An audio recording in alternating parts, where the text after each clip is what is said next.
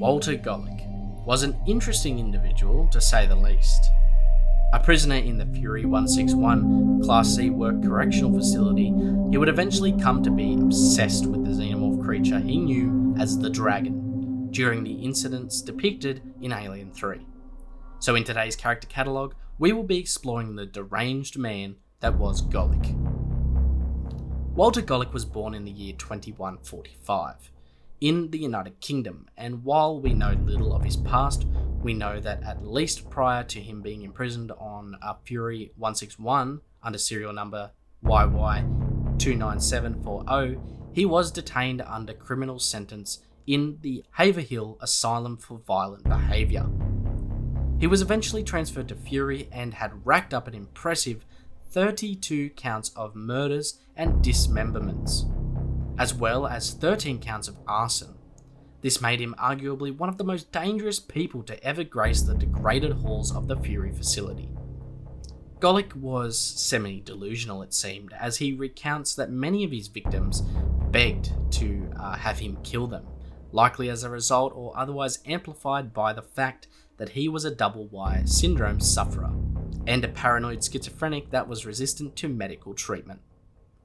During his time in the facility, he was made into quite the outcast, possibly even more so than prior, as the prisoners tended to be offset by his repulsive personality and his worsening hygiene.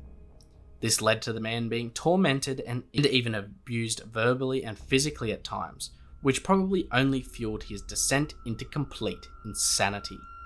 With the exception of brothers Dylan, Murphy, and Morse, he generally had a very hard go of life in the facility.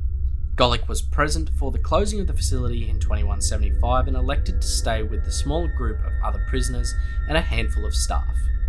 Years later, in 2179, Ellen Ripley would arrive in the Sulaco's EEV and bring with her a demon.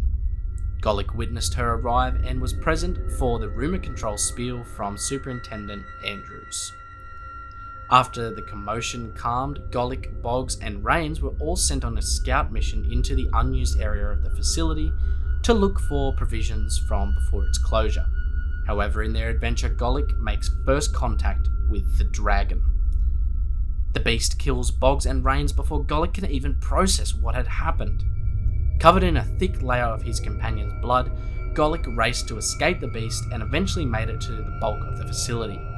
After he arrived, he was greeted with less than relieved company, as he tried to tell the story to the others of the deaths. His companions, the staff and prisoners jumped to the obvious conclusion that Golic had been the one to murder them. With the superintendent, Guard 85, Dr. Clemens and other prisoners acting to restrain the delusional man. He continued to rant and rave about the beast he had encountered and told of its ability to consume the minds of its victims, and that it was a great dragon. However, his wild claims were met with hard condemnation against him. Only one seemed to believe his warnings, and this was the mysterious woman of Ripley that had arrived just in time for these events to occur. Golic was placed in a straitjacket and restrained for the betterment of others. He was a danger to be let roam free. After the situation had settled, Golic was laid on a medical bed in the infirmary, where he witnessed the great beast clamber down from the ventilation systems to attack and kill Dr. Clemens, and proceed to vanish just as quickly with his body.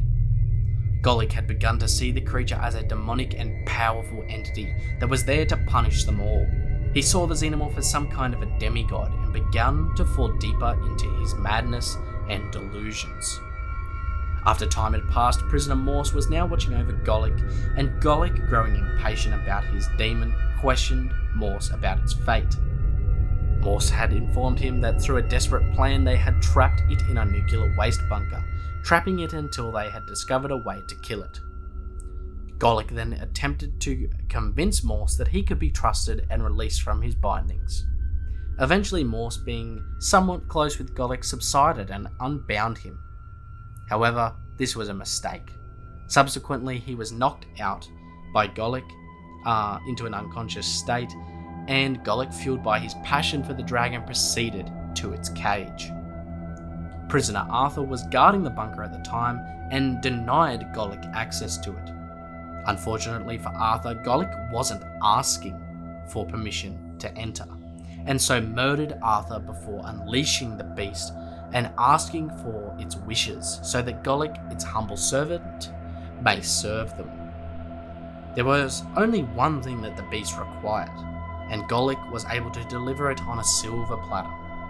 As soon as the creature had found a way to escape, it murdered Golic and made off back into the facility.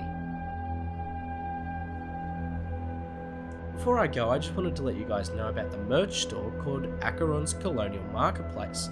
Here you can pick up a variety of ACHERON and alien themed merch from 3 distinct product lines, including shirts, hoodies, mugs, blankets, stickers, bags, and even phone cases. So if you want to support the channel and look good doing it, pick up some ACHERON merch. But what other videos would you guys like to see? If you have any ideas or have any questions you would like answered, please meet me down in the comments.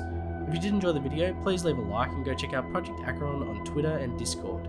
If you want to support me further, you can become a patron where you can get access to early and behind the scenes content, the monthly and Alien Day giveaways, as well as the patron only engraved set of items. I hope you guys did enjoy the video, and I'll talk to you guys in the next one.